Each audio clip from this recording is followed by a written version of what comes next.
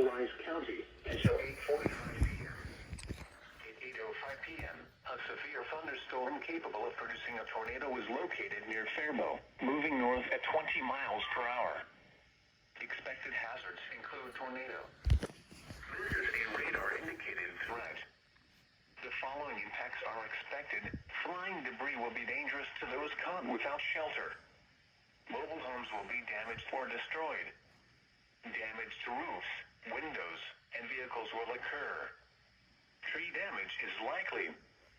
This dangerous storm will be near Dundas around 8:25 p.m. Other locations in the path of this tornadic thunderstorm include Northfield and Webster.